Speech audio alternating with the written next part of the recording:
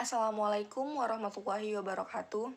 Perkenalkan, nama saya Putri Handayani, Prodi Pendidikan Akuntansi semester 6, NPM 1802070023. Di sini saya akan menjelaskan sedikit tentang sampling audit dalam pengujian substantif. Baiklah, yang pertama konsep dasar. Audit sampling digunakan untuk mendapatkan informasi tentang jumlah-jumlah rupiah. Kemudian digunakan dalam rangka pengujian substantif untuk mengumpulkan bukti tentang kewajaran asersi-asersi manajemen dalam laporan keuangan.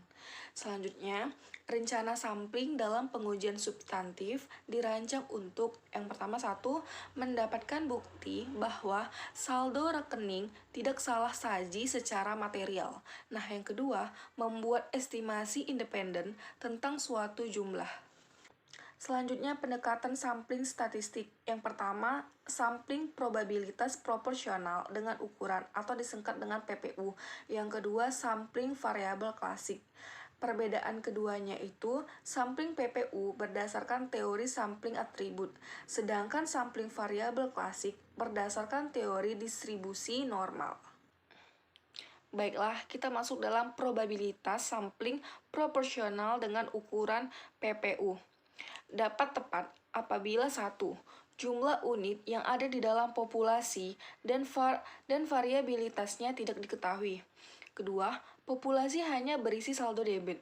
Yang ketiga, dalam populasi diperkirakan tidak ada salah saji atau hanya sedikit salah saji. Selanjutnya, berguna dalam pengujian. Yang pertama, piutang.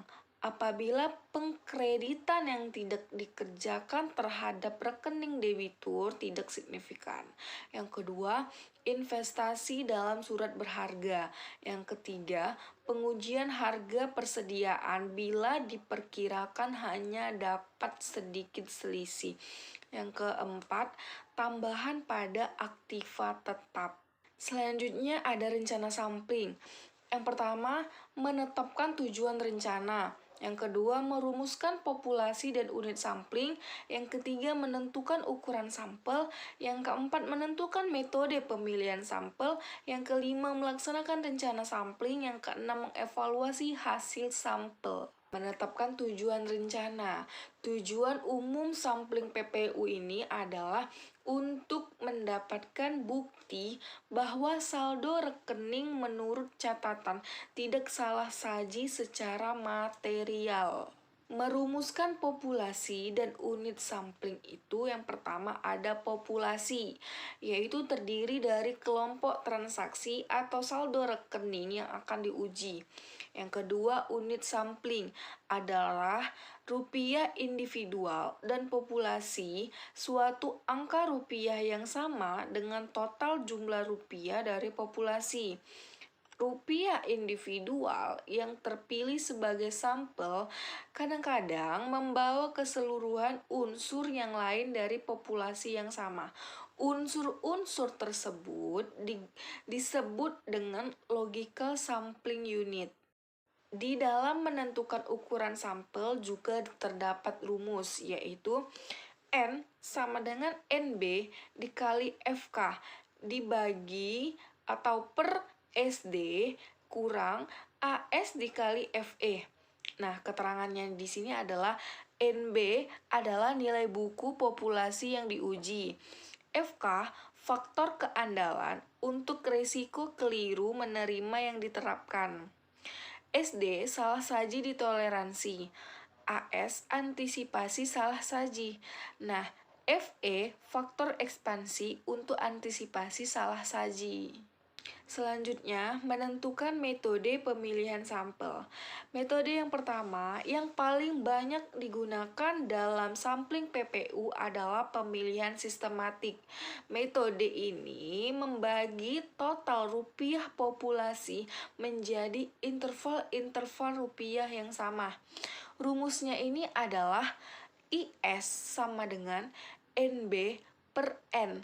ES ini di mana interval sampling, hasil sampel. Auditor ini harus menghitung batas atas salah saji atau disingkat dengan BAS.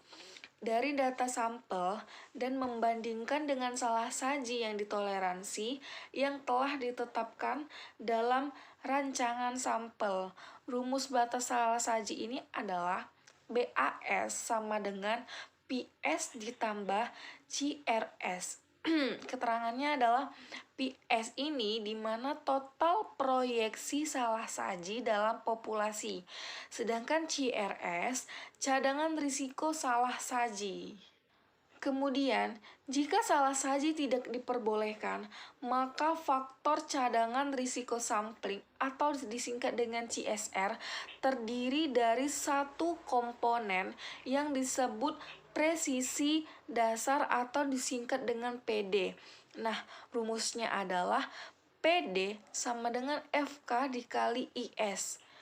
Selanjutnya, jika salah saji ditemukan, maka auditor harus menghitung proyeksi total salah saji dalam populasi maupun cadangan risiko sampling untuk menentukan batas atas salah saji untuk salah saji terlalu tinggi.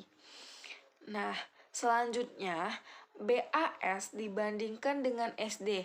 Rumusnya itu persentase perbedaan sama dengan nilai per buku dikurang nilai per audit dibagi nilai per buku. Sedangkan proyeksi salah saji yaitu persentase perbedaan dikali interval sampling. Nah, ada juga rumus cadangan risiko sampling. CSR sama dengan PD dikali KC. Nah, keterangannya itu di mana PD adalah presisi dasar, sedangkan KC kenaikan cadangan yang disebabkan oleh salah saji. Ada keuntungan metode PU. Yang pertama itu mudah digunakan. Yang kedua, besarnya ukuran sampel tidak didasarkan atas berbagai taksiran audit. Yang ketiga, menghasilkan sampel berstrata. Yang keempat, secara otomatis mengidentifikasi tiap unsur yang secara individual nilainya signifikan melebihi batas. Yang kelima, menghasilkan sampel yang kecil. Selanjutnya, dapat dirancang lebih mudah dan pemilihan sampel dapat dimulai sebelum populasi lengkap. Ada juga kerugian metode PPU. Pertama, didasarkan asumsi. Ini dinilai audit suatu sampling tidak akan lebih kecil dari 0 atau lebih besar dari nilai buku. Kedua, jika salah saji terlalu rendah, maka sampel memerlukan pertimbangan khusus.